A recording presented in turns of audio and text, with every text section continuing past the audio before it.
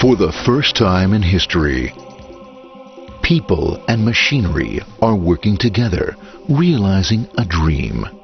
A uniting force that knows no geographical boundaries without regard to race, creed, or color. A new era where communication truly brings people together. This is the dawn of the net.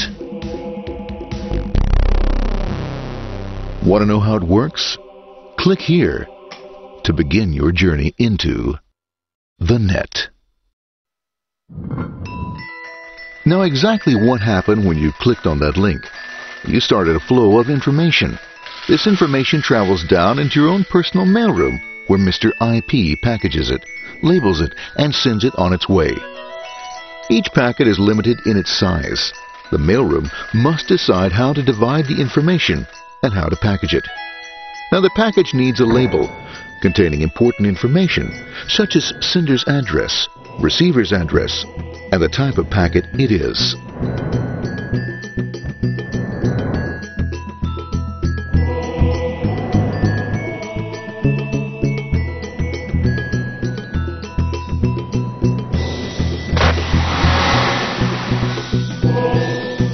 Because this particular packet is going out onto the internet, it also gets an address for the proxy server, which has a special function, as we'll see later.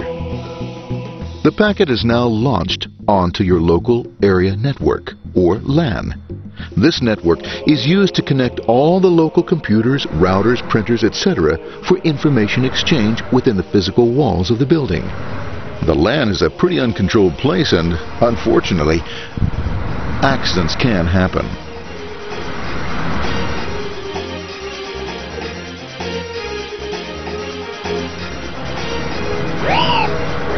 The highway of the LAN is packed with all types of information. These are IP packets, Novell packets, Apple Talk packets. They're going against traffic, as usual. The local router reads the address and, if necessary, lifts the packet onto another network. The router, a symbol of control in a seemingly disorganized world.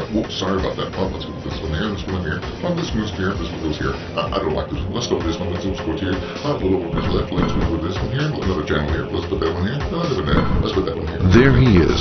Systematic, uncaring, methodical, conservative, and sometimes not quite up to speed. Sorry. But at least he is exact.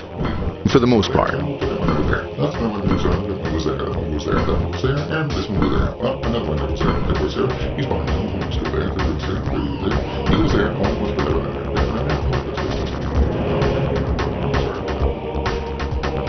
As the packets leave the router, they make their way into the corporate intranet and head for the router switch.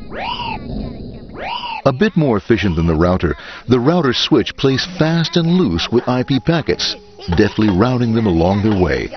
A digital pinball wizard, if you will. Here we go. Here comes another one. And it's another. Watch this, Mom. Here goes. Whoop, we're on the back. Hey, in there, in there, in there. Over the left, over the right, over the left, over the right. You got it. Here it comes. Right on. He shoots. He scores. It's going. Hey, Wayne, here, watch out. Here comes another one. Oh, here we go. And it's gone. As packets arrive at their destination, they're picked up by the network interface, ready to be sent to the next level. In this case, the proxy.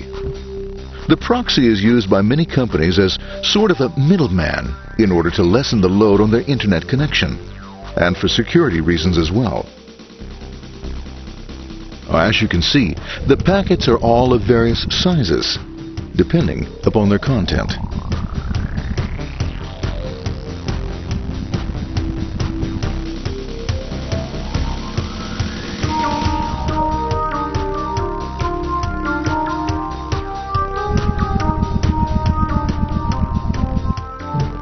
The proxy opens the packet and looks for the web address, or URL. Depending upon whether the address is acceptable, the packet is sent on to the internet.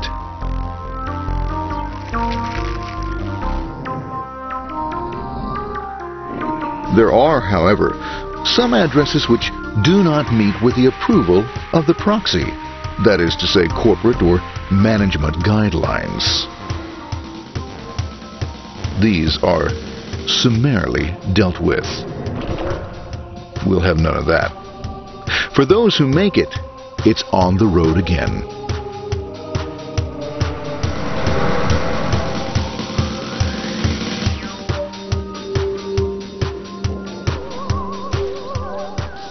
Next up, the firewall. The corporate firewall serves two purposes. It prevents some rather nasty things from the internet from coming into the intranet, and it can also prevent sensitive corporate information from being sent out onto the internet. Once through the firewall, a router picks up the packet and places it onto a much narrower road, or bandwidth, as we say. Obviously, the road is not broad enough to take them all. Now you might wonder what happens to all those packets which don't make it along the way. Well, when Mr. IP doesn't receive an acknowledgement that a packet has been received in due time, he simply sends a replacement packet. We are now ready to enter the world of the Internet. A spider web of interconnected networks which span our entire globe. Here, routers and switches establish links between networks. Now, the net is an entirely different environment than you'll find within the protected walls of your LAN. Out here, it's the Wild West. Plenty of space, plenty of opportunities, plenty of things to explore and places to go. Thanks to very little control and regulation, new ideas find fertile soil to push the envelope of their possibilities.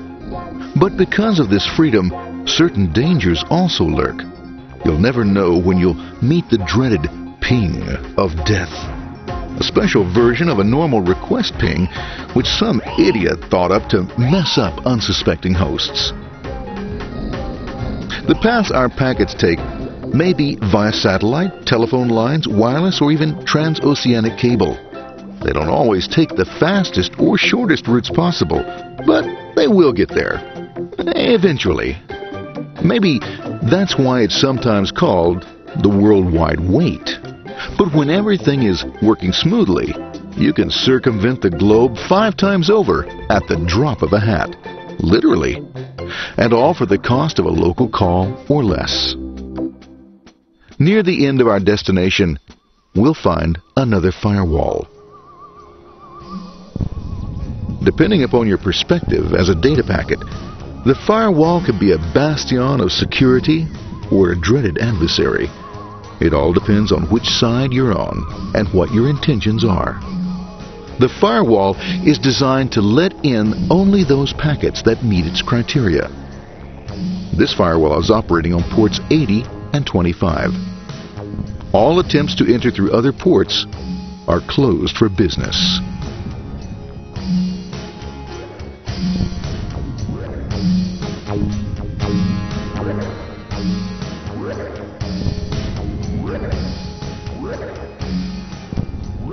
Port 25 is used for mail packets,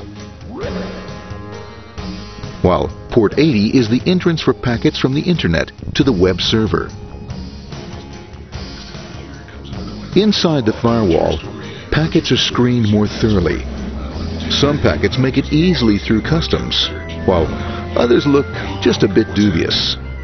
Now, the firewall officer is not easily fooled, such as when this ping of death packet tries to disguise itself as a normal ping packet. It's okay, go on. It's okay. No problem. Have a nice day. Be out of here. Bye. For those packets lucky enough to make it this far, the journey is almost over.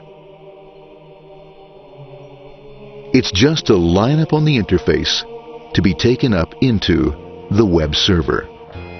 Nowadays, a web server can run on many things, from a mainframe to a webcam to the computer on your desk. Or why not your refrigerator? With a proper setup, you can find out if you have the makings for chicken cacciatore or if you have to go shopping. Remember, this is the dawn of the net. Almost anything's possible.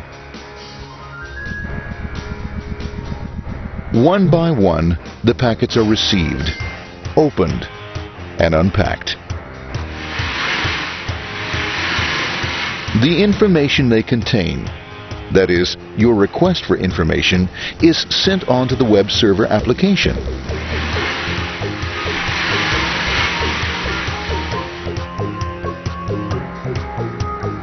The packet itself is recycled, ready to be used again, and filled with your requested information.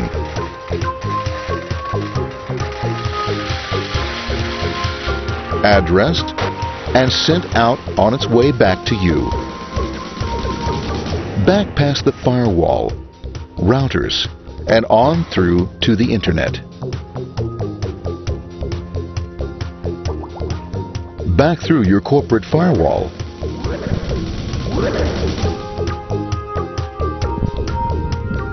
And onto your interface. Ready to supply your web browser with the information you requested. That is, this film.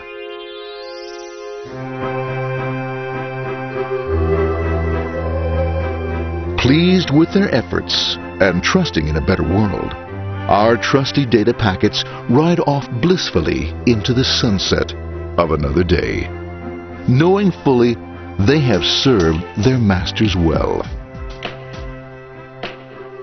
Now, isn't that a happy ending?